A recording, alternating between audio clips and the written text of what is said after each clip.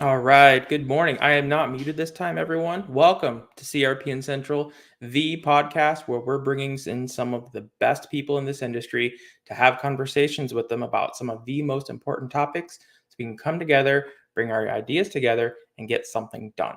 Just a reminder, the Clinical Research Payment Network, the mother of CRPN Central, is free for clinical research sites to join. We offer free opportunities, and we save the sponsors a ton of money on their clinical projects. So if you have any interest, please feel free to reach out to me. Coming onto the stage first is Mitch Hilby. Mitch, how you doing, sir? Mute free. I like it. Mute free, working on it. I can tell you, there's never a perfect intro. You're always going to run into something. This is the perfect. It's always the perfect intro. Change that mindset. All right. Thank you, Mitch. It's always perfect because it's always unique, right? All right. I'm going to bring both of you on because we've got a lot of talk about today. So Mitch Hilby and Lauren Stockwell, holy moly, the host from Utopia right here. It's amazing. How are you guys doing today? Great as always. Living the dream. Yeah. So I have to call this an old school episode of CRPN Central. This was episode number 4. Learned a lot, had a lot of conversations, but my gosh, the content, it aged so well. It's like a fine cheese, a fine wine as far as this all goes. Tell me, what do you guys think of the podcast? I love it. I don't know if old school is insulting to our guests and tell them they age like cheese, but we'll see how they feel. We always talk about like the best of the mashups, and it concluded with this focus and takeaway on relationships. But the other similarity that I saw throughout both of the presentations were really this alignment with an understanding from those in the industry that the patients are there. We just need to be able to communicate with them. We need to reach with them. There's the interest. They want to participate. The physicians, they want to be able to give those opportunities to their patients, but they don't know how to get that out there, Yeah. So. I saw so many interesting patterns, exactly what Mitch said, where we have this access, we have this understanding that these people are here, and the ways that we reach them. And since this podcast aired, it's been really interesting to see how much more emphasis has been placed through the FDA, through action, through talk, through us actually taking the steps necessary and continuing to speak this narrative, right? This information is not new, but I feel like the way that we've acted on it has been much more intentional, especially in the last 6 months or so. And I want us to continue that intentionality throughout, not only this conversation, but if we keep talking about it, I've said it before on this podcast, but with volume comes change. And the louder we scream, the more goes on. Mm-hmm. I agree completely. And oh my gosh, this is something that must be talked about. This cannot be swept under the rug, and we can't let it be swept under the rug. All right. So coming onto the stage are these superstars, Miss Janette Alicea, Ted Barduson, Stout. Full house. I can't even see the CRPN logo over there anymore. All of these wonderful faces are covering it, and that's a much better piece of artwork. So we have so much to talk about right now. Let's go ahead and introduce our guests. It's been a year, so tell me one thing that's changed in the past year since you had this interview, something that has helped you on a professional level. Ladies first. Jade, how are you doing today? I am well, coming live from Miami, Florida. It's good to see you. Thank you so much for taking the time to come onto the podcast today. For those of us who don't know the Jade Alicea, would you please introduce yourself to the audience? My name is Janette Alicea. Everyone knows me as Jade. I am an outreach community service person. Okay, outreach community. I do networking. I have had the honor to open up 2 sites so far.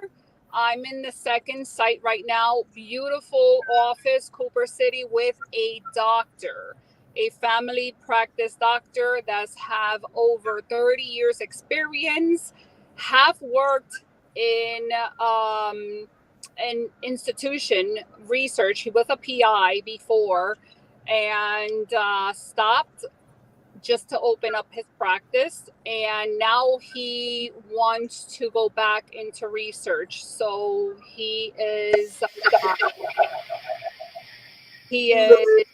hoping that he could actually blend in his healthcare with research at this time. And I can say that I have been networking with local pharmacists, local insurance agencies, Wow. community service, the library, even the election board, which is, you know, the Miami-Dade election community have allowed me to reach out to all of the clients and people who has registered already to vote. Wow. That is outreach. That's true community outreach. And I think that we're going to see something about that in common with our friends over at MedVector. Yeah. Ted and Scott, would you be willing to introduce yourself to the audience and tell me how is MedVector doing? So I guess I'll go first. Hi, Scott Stout, CEO of MedVector. Well, when we're talking about what's changed, I think people are starting to listen. People are starting to fall out of the well, that's just how it is mentality. Mm-hmm. And one of the things that we know right now is that patients are interested in clinical trials, right? They're interested in participation, and patients are also starting to recognize that this isn't about being a guinea pig. This is about access to alternative medications, right? New solutions. And so what MedVector does is we enable these local physicians to offer clinical trials as a care alternative from their practice without having to become an investigator. And so this is really groundbreaking because it opens up access not only for these patients to participate in these clinical studies, but also opens up access to these patients for our clinical trial sites. And so it's really a kind of a perfect bridge for inclusion and diversity and participation. And it's getting better and better. Yep. So Ted, follow that. Yeah, that is well said. I'm Ted. I'm CEO of MedVector. I think what Scott is saying is so true, is that people are starting to listen. And I think the group that I've seen the most movement in is the sponsors. They're starting to feel that, okay, you know, we've all known that trying to get to that specialty physician is the holy grail of unlocking patients. But it's always had some elements of compliance that are a problem, or operationally it's too difficult, or my study won't fit that mark. And I've really seen that conversation moving in a different direction. Probably the most impactful thing that's happened is the FDA guidance that came out, and really that's starting to move the needle, and I really want to get into that. Go ahead, Scott. I was just saying the diversity push that's happened has, I think, been a really, really positive catalyst. And the reason it's been such a positive catalyst is within sponsors, they're giving a certain toolbox of things that they can use to recruit and things that they can use to engage patients. And everyone was just kind of like in this funk of patient recruitment's hard. It takes a really long time to find enough patients and to access those patients. So everybody almost had kind of permission to fail, as long as they used their toolbox that they had. Yeah. There was no incentivization to step outside the box and try something new. Accountability. Yeah. And now the diversity thing that's come out, where it's like, all right, not only do you have to try something new, but you have to show us you have a plan on what you're going to try that's new. And it's given people, not so much forcing them to step outside the box, it's giving them permission to step outside the box. That's where we've seen a lot of the interesting headway. Yeah, I've always seen, it's always been the sponsor saying, I threw $1 billion. I threw so much money into this project. I'm not going to be the guinea pig on this. We're just going to go the conservative, the safe way, because I can't risk failure. And now it's like, oh, snap. I guess you're going to have to try something different. Now we're kind of like coming up to the wall, and they're actually going to have to try something different. Yeah. Our phone's been ringing. Yeah. We haven't had to do it. Yeah. It's, the other thing that Dr. Fox, that I've really appreciated when you kind of, we keep this in the concept of, we did this podcast, quite a while ago, and now where has it come from? It's really the perseverance of the people that are on this call and the folks that report to all of us to keep that ball moving forward, because it is really, I think, encouraging to me. I remember I spent some time with Jay down at SCRS Global Summit and Lauren down there, and just to meet them and the value that they have in the community to make sure that diversity is getting its fair shake in clinical trials.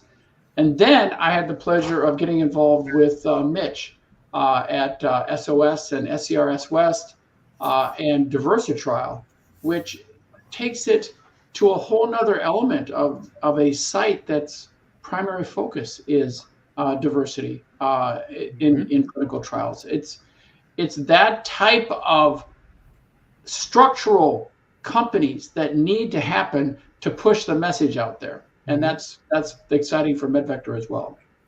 Yep.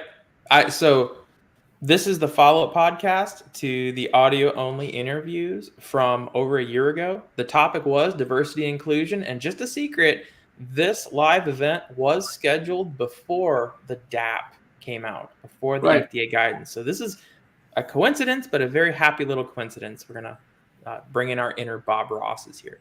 But so we have Jade, one of the strongest community volunteer members that I have ever met in my life. Every Tuesday, going to the breadline, going to help Miami, serving food, advocating, and she hasn't stopped. She's only gotten further with all of her community groups, all of the voting registration, making sure that everyone that she runs into is aware of clinical research as an option and want to make sure that they have access to it. We have Scott Stout, Ted Barduson of MedVector. I wrote an entire article on healthcare integration, and I truly believe that healthcare integration is going to be the future of research because of technology like MedVectors, where we can start to bring healthcare practices into community engagement so that we can finally offer patients access to trials.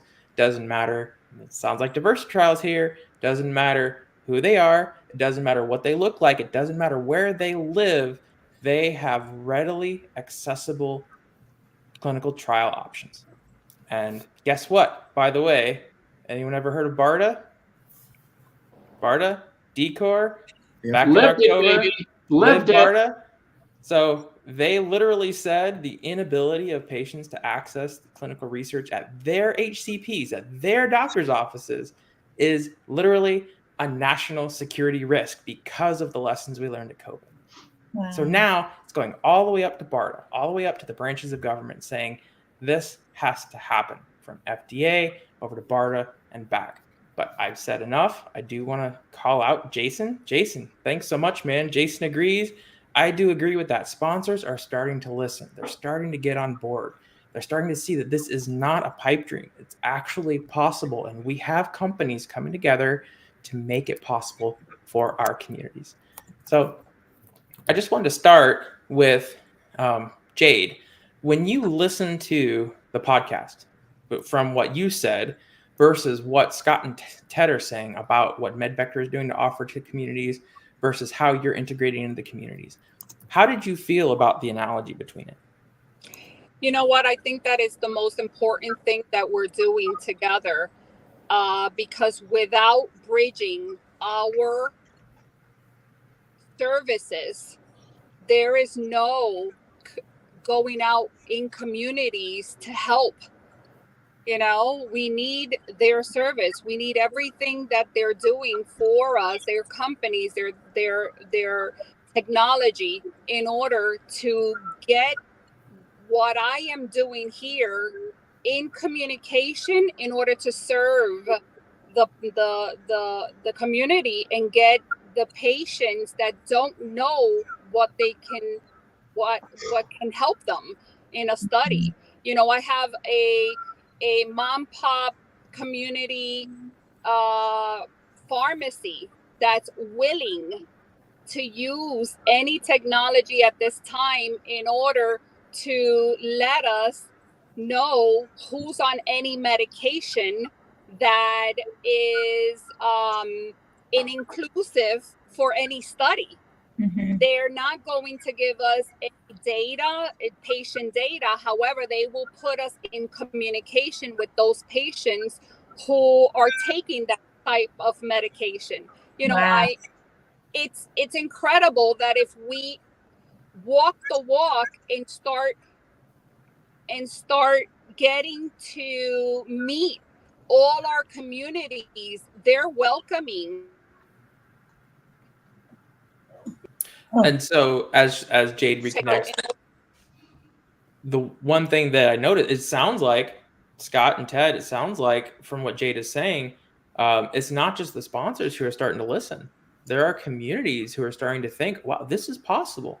If I can leverage this technology, I have patients who are willing to be in research. Why can't I create community involvement? So what have you seen on the front lines? There's interesting components around the patient opt-in, and we're finding ways to actually reach patients. So like what Jade was referring to, in a pharmacy, knowing what patients are on the old version of a medicine. And Yeah. so like an example that I like to talk about is when we think about clinical research, a lot of times we're thinking about something new, right? Saying something that we have no idea if it's going to work as well as it does, but we've got a really good understanding of how it should. Now, that's kind of what we all think about. But the type of patient that I like to think about is, let's say that there's a like Humira, right, which is a painful injectable that somebody has to take. I think it's twice a month, right? So My mom's on it. Feel good, right? So what if there was a clinical study that was now Humira in a pill or a topical cream? Do Mhm. you think that the people taking Humira would like to know that that exists and that that's an Of option course. for them? Of course.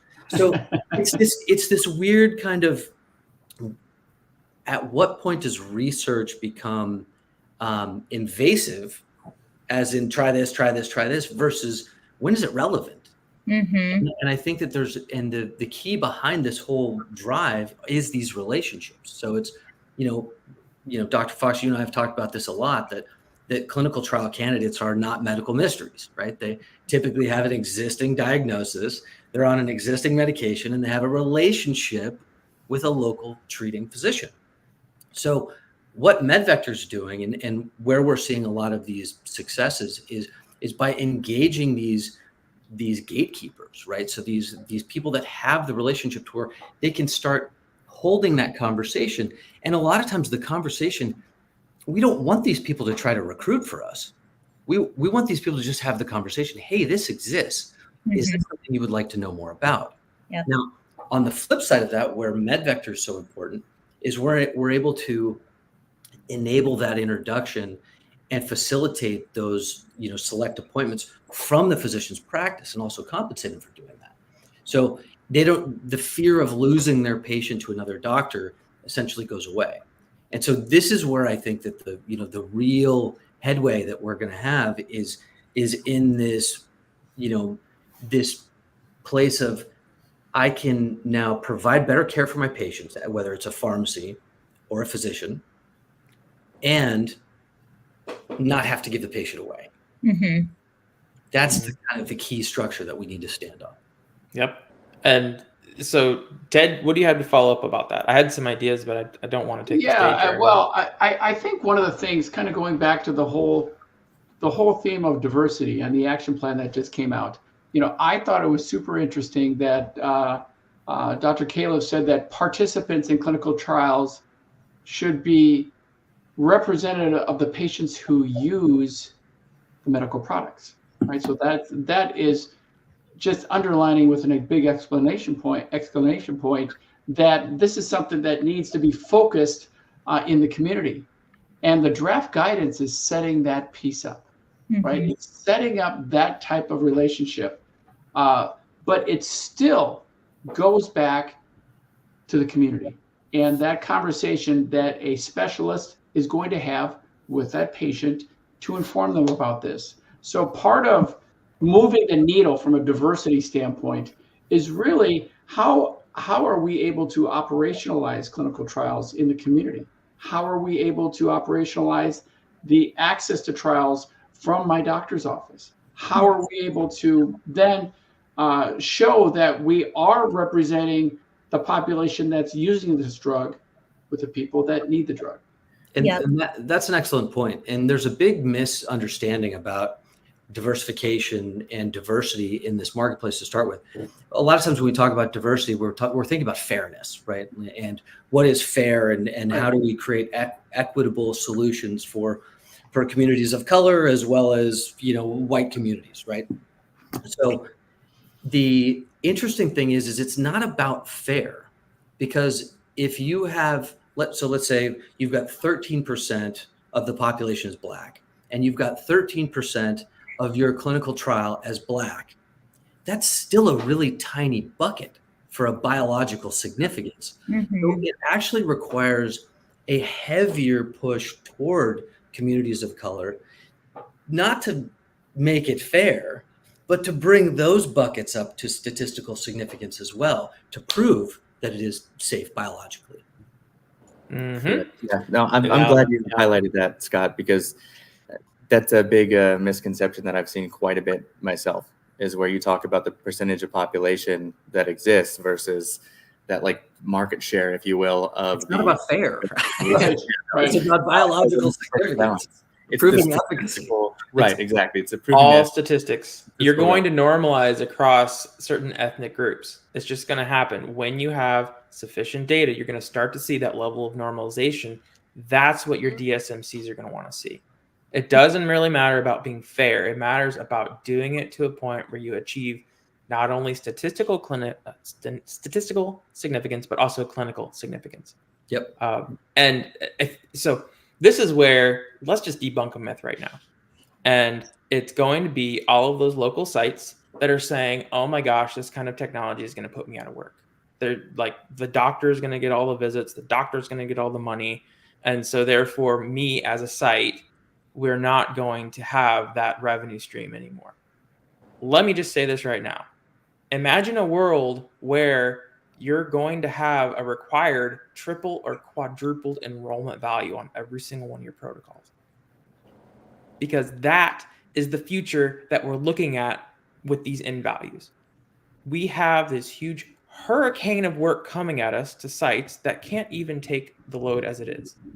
So when you start to lean in on your healthcare facilities using healthcare integration to offer your specializations into healthcare, you're still a local community site. You're still going to be in business. Everyone still needs you because you have to have that relationship maintained in your community. And guess what? Your throughput is going to be through the roof because you're going to have higher enrolled values throughout healthcare integration. That is what we're going to be looking at. By the way, MedVector's free. Well said. So there's that. So I'm waiting for someone in the comments to debunk me. I spoke over you, Scott. Say that again. Yeah.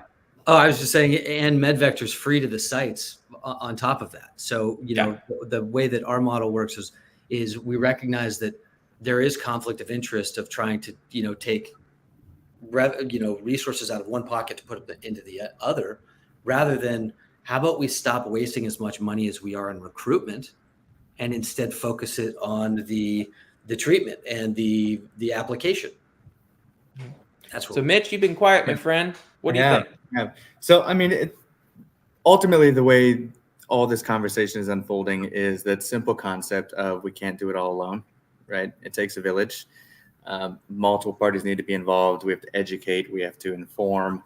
And I couldn't agree with Scott more. I mean, we've met before, but we haven't really had any long sit-down conversations about this. But one of my biggest frustrating pain points is this ROI concept. And when you talk about recruitment and retention and community engagement and how all that looks, but you kind of have that similar approach where it's just a matter of being there, right? It's informing people, it's giving them the tools, the ability and the mindset to create that equity for themselves when it comes to research and healthcare, and not just trying to shovel a research opportunity in front of their face every time something comes across your table. Yeah. It's that consistency with being with their physician. It's creating those consistencies and being there unconditionally, as we try to do all the time.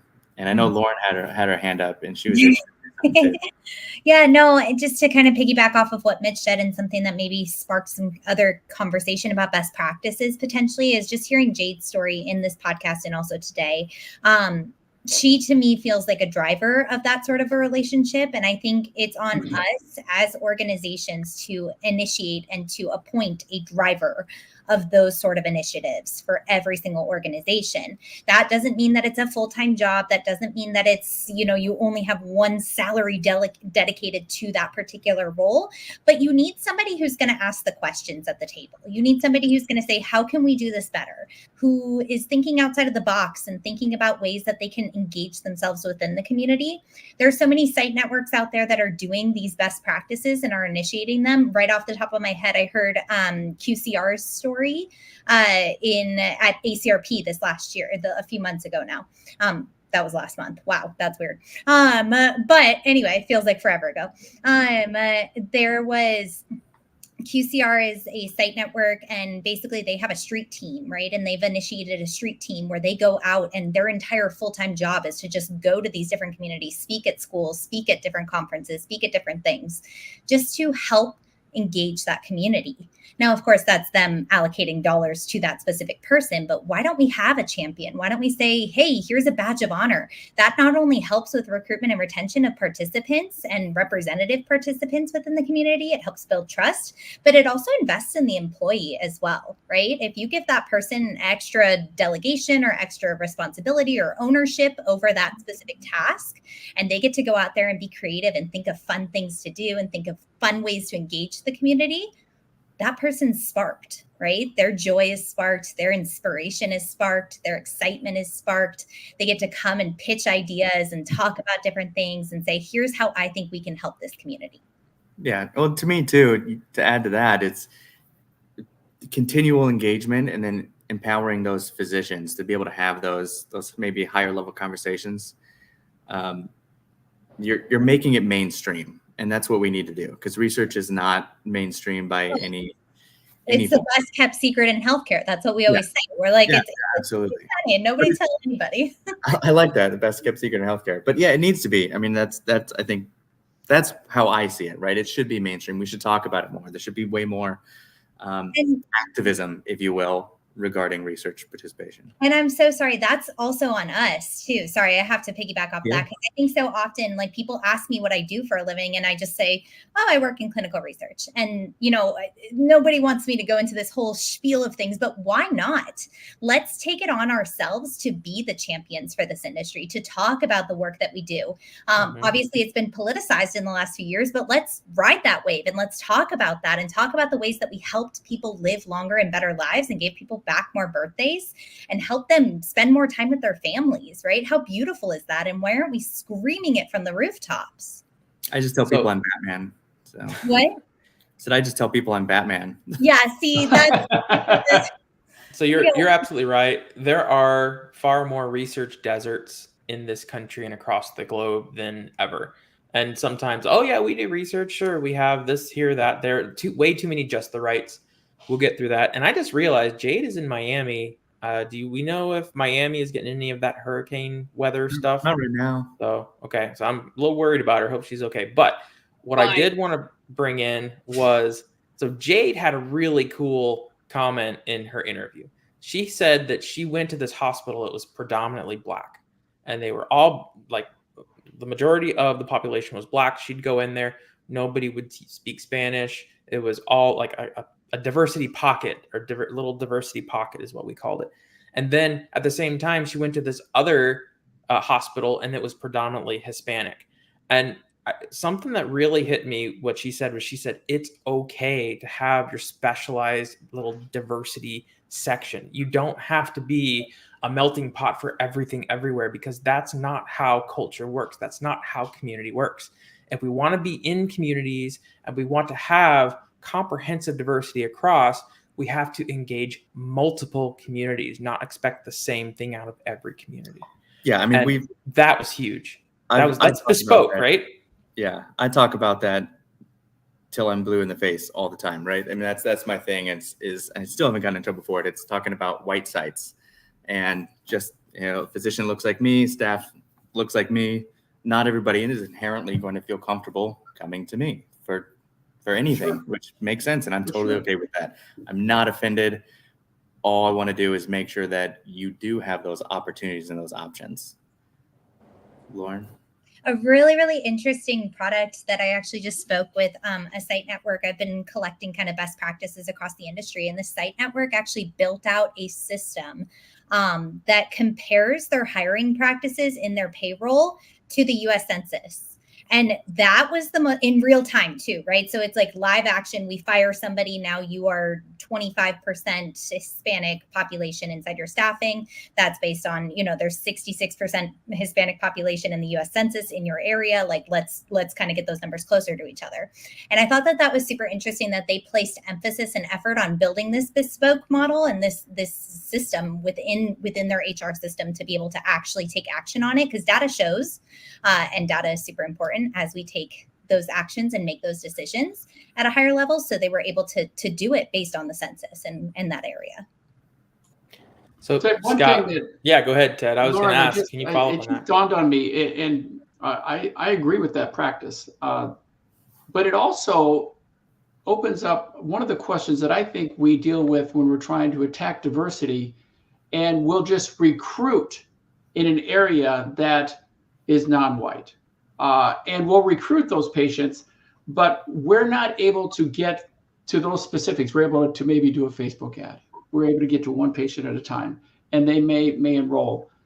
I think that's where the combo of the community with the physician, where when we talk to that physician, now all of a sudden, we're not talking about one patient. We're talking about the potential 3,000 patients that they deal with. But more importantly, we're able to, via the doctor, reach out to that patient directly with their name. We're able to understand when they're going to be able to come in and see their doctor, so that it's not about identifying top of funnel patients. It's talking about truly screening and ultimately randomizing patients. And that's what's going to move the needle on the recruitment, on diversity. It's randomizing. It's not just having some pretty numbers at the top type of thing. And I think we've got to remember that. So that's another really big question, is what is the KPI to address diversity? Well, I'm kind of on the fence, and this is going to be controversial here for this group. So don't everybody hate me, but I'm on the fence a little bit about community outreach. And what does my gut tell me about it? My gut says, yes, it's important, right? But there's another part of me that's saying, what is it that we're outreaching about? Are we doing a picnic for clinical trials? I mean, that just sounds insensitive. Like, isn't the outreach that makes more sense for those community physicians and those community hospitals to then have those conversations with those patients? Or is it actually we should be going to church groups and singing hallelujah for clinical trials? I'm on the fence about it. I always said, if you come up to a patient and you ask them to be a part of a trial, and that's the first time you've met that patient, you're too late. Yeah. Yeah. It's about building relationships. Yeah, something I heard that really helped me connect to it is like you wouldn't walk up to somebody the first time you met them and say, "Will you marry me?"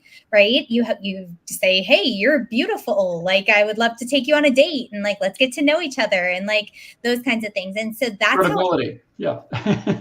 that's how I look at community engagement personally. That being said, I've been in a clinical trial, and I was in the hospital, and the doctor walked by and said, "I think I have something that would make you better." There was no courting. Yes. It was the right place at the right time. Well, right place, right time for that situation. Right place, right time, for sure. But that being said, I think also engaging the physicians is another really, really important tactic. And as we continue to build out this physician base that is more representative of the communities that we want to serve, we need to allow more room for butts inside of the whole process, right? These research naive, research limited physicians that actually represent these communities need to be given trials in order to help serve those communities. And so I think in the feasibility process, as we're looking at these physicians and we're evaluating them and we're saying, hey, do we want to grant you this trial? We have to allow the room for butts, but we can learn, but we can figure it out. But we have a sub-I under us that has the expertise or a really great coordinator under us, right? And instead of just saying, oh, you've never had a trial, sorry, you don't get this trial. We need to allow that space to, again, give that next generation of research PIs the chance to build up their repertoire and their resume. So that just brought back a memory, Lauren. And I don't know how many of you have approached physicians to be a part of research, but it's, hey, I'm trying to build a physician list so I can have a physician list for research. Would you like to be a part of it? And they said, sure, give me a trial now. So when you approach a physician, they immediately expect like an immediate outcome. You have a trial, therefore I send patients to you.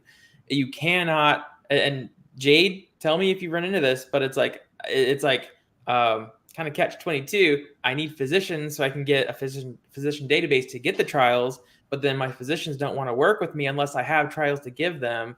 And that's therefore I'm just in this really weird catch-22. Have you ever run into that when you try to approach local HCPs? I do. And one thing I want to get off this subject really quick. I have a table at a farmer's market on Saturdays, right? And I have my logo and a big board that says, I have a trial for you, just ask me, right? So people come to ask me, and what I do is they let me know who are their doctors and their MDs, their medical doctors, what zip code they're in, and I go to visit them when the patient is interested in a research, okay? Because what happens is that I'm in this section, everyone is coming to this farmer's market, and when they approach me, I take their information down, I get their PCP information, and they want to be in a study, but we're close to their home. Some of these agencies, some of these centers don't have a van to go pick up the patient. They have to come all by themselves. So I have a list of patients that I need now to locate their doctors in order to go and just tell them, listen, I have your patients and they're willing and waiting for research. Wow. And so like that, we can connect you with studies. And this is every Saturday. And, sometimes you ask for it, and now you have a bucket full of just names, address, and doctors that I have to go to and meet just to see if they want to participate. So I hear the story. I have a question for the group here. we occasionally get phone calls. So we don't register patients for clinical studies, right? We help sites connect to doctors. We do HCP recruitment and all of that. But we get the occasional patient that calls the MedVector number and says, "What studies do you have right now?" Mm-hmm. Is that a good thing or a bad thing? Because the way that I look at that is, this is somebody that's motivated monetarily. And they're not just looking for a study, they're looking to be a guinea pig, right? Yeah, I mean, it might be. I feel like maybe that aspect is hurting the industry for the rest of us when we're need to be closer to the or the pharmacy model of targeting a patient specifically because we know that we could help them, rather than asking the patient to come to us for whatever umbrella of clinical studies we have. I'm curious of the group's thoughts here. Maybe I'm thinking about it wrong. I know.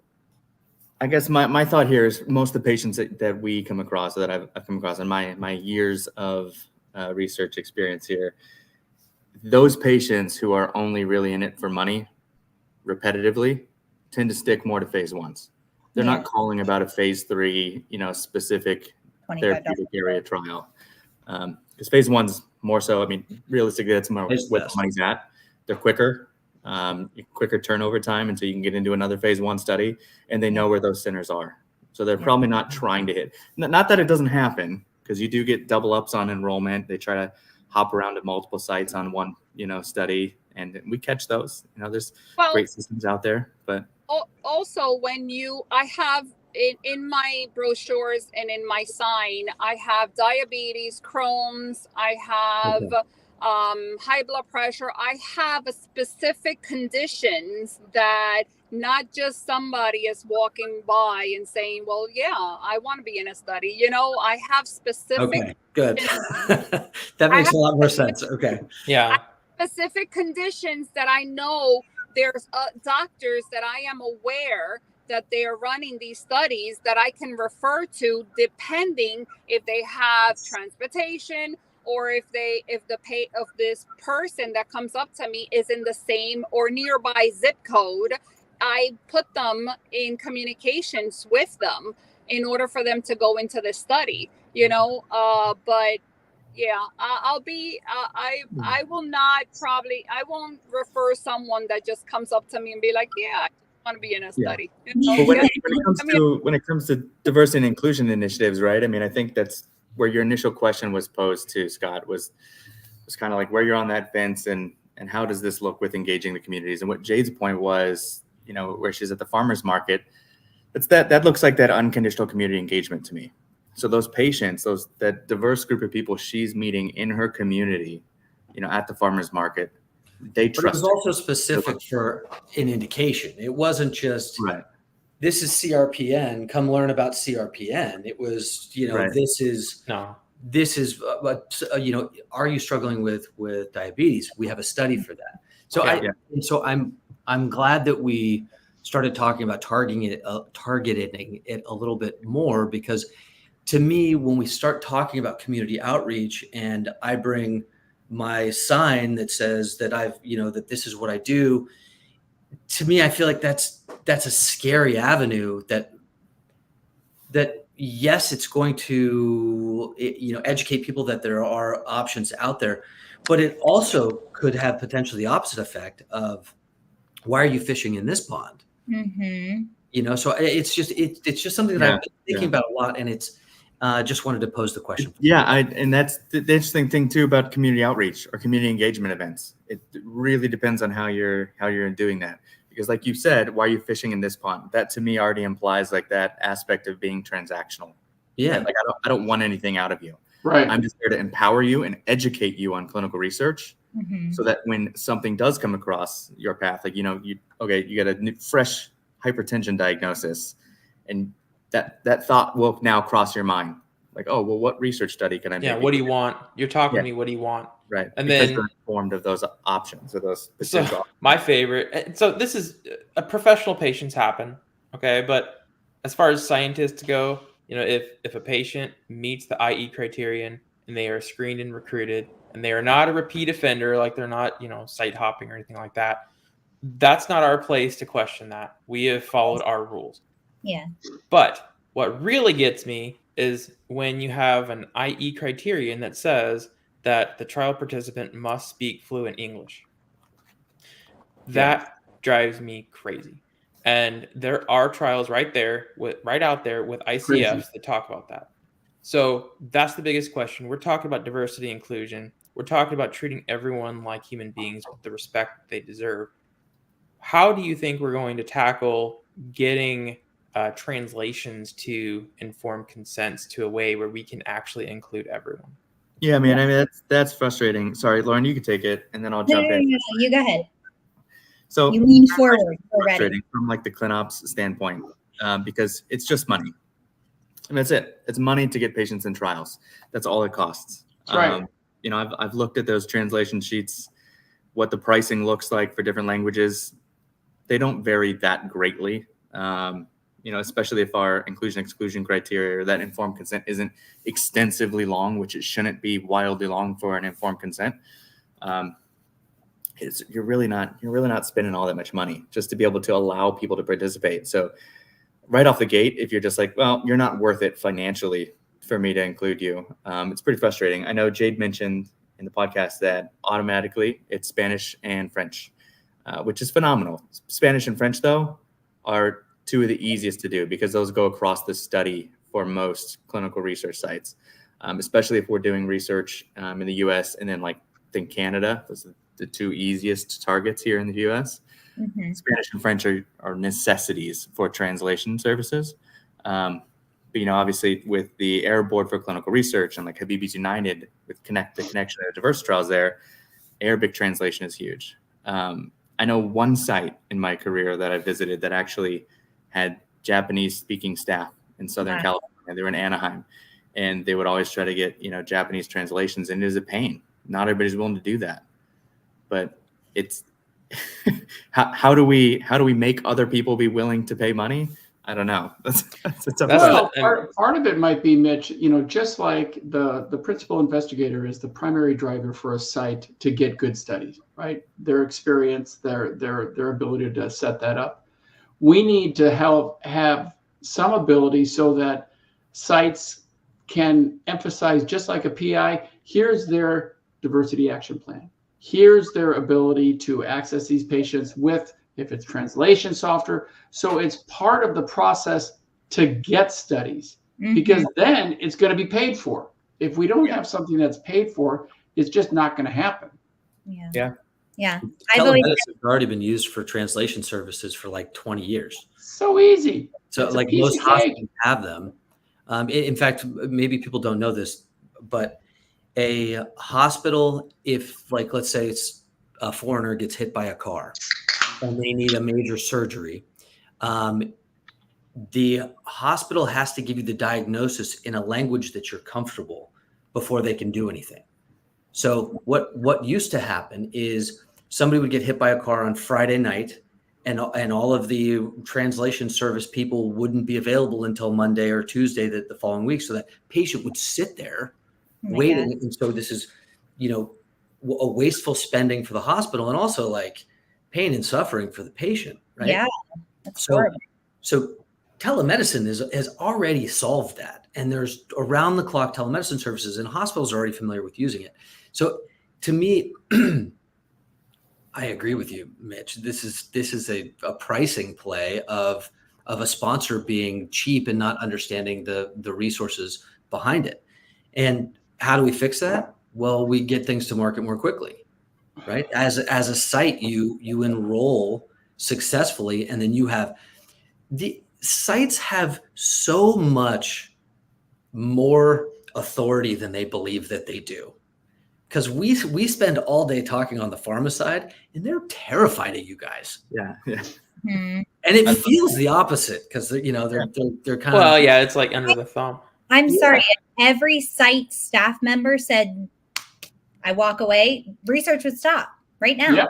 There would be nothing. Absolutely, Lauren. So technically speaking, we have all the power. Now, of course, we have to get paid for that power. But like the point is like we do have this opportunity to ask questions, to engage, to request more, to ask for more, to build it in, to justify it, to speak on our behalf. And so, I mean, even just education at the site level or resources at the site level that talk about how to budget for that, how to look for those hidden costs, how to figure out what they need and how they need it and how they can justify it. So that way they're able to do that to the sponsors and get that money back, and they're not operating on these thin margins. Yeah. So I think real quick, Doc. Yeah. I think one of the biggest mistakes that the industry is trying to do right now is get insurance companies to start paying for parts of clinical studies. Oh, yeah. I think that's going to be such a headache for the sites and the facilities and everybody else. And the insurance companies are just like, the sponsors are just like, oh yeah, well, this makes a lot of sense. We don't have to pay as much. We'll make somebody else pay for it. And somebody else has to deal with all the noise. I think it's the biggest mistake. Sorry, I just wanted to interject. So many things to unpack there. I did want to say, so frustrating. I cannot. So just so you know, this is a multi-pronged problem. And the only reason I say that is I've been to the conferences. You've got sponsor representatives they're saying, just ask us for the resources and we'll give it to you like it's some kind of a magic wand. Try negotiating with CROs and see how that goes. I guarantee you the diversity action plans right now are being slashed by CROs. Nobody is approving it. They're just saying the sponsor rejects it.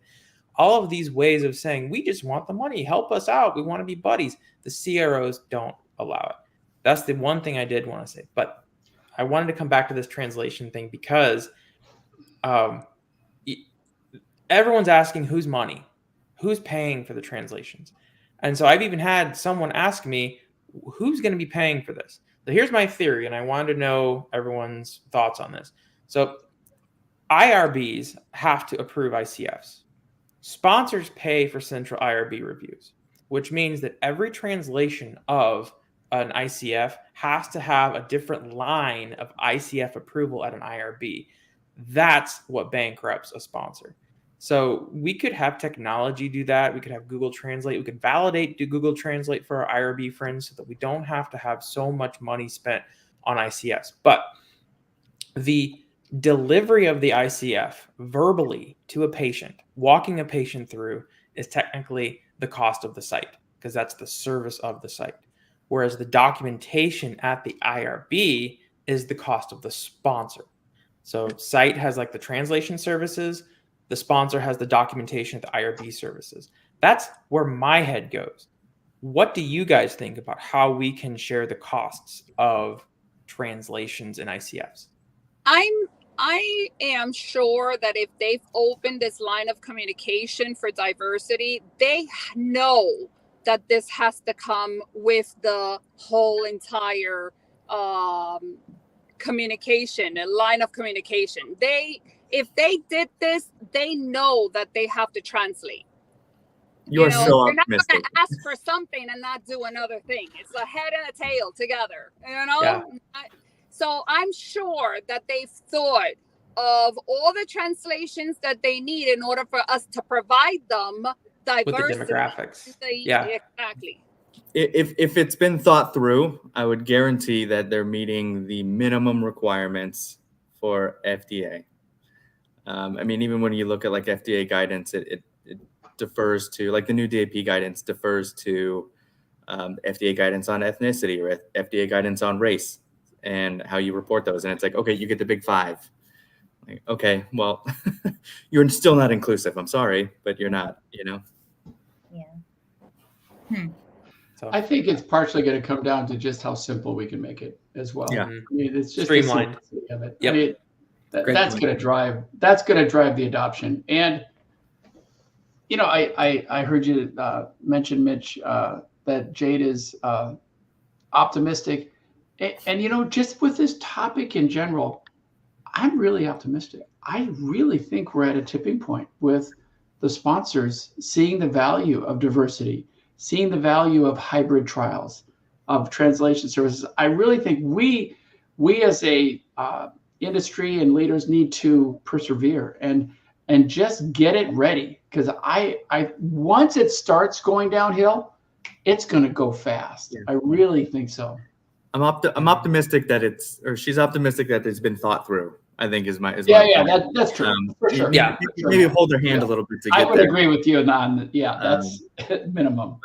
But yeah, I mean that's what we've been pushing. Is 2024 to me was the year of the sites. And that was from like the financial and budgeting aspect and pushing back, across the board, sites demanding to do better. Same thing when it comes to diversity and inclusion. That's why we started diversity trials.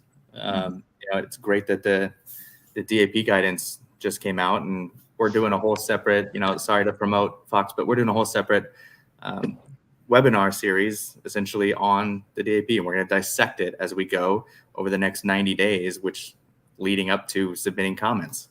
But it's this push that we have to empower our sites in that sense as well, to say, hey, look, there's no excuse for you as a sponsor, as a CRO, to not collect this data that we are taking, that we are collecting, right? Mm-hmm. We're going to do better, and we expect you to do better too when it comes to diversity and inclusion. And it's baby steps. Go ahead, Lauren. I'm sorry. Oh, sorry. I was just going to say, bringing it all back to accountability. That's it. Yeah, that's what I was going to say too. There we go.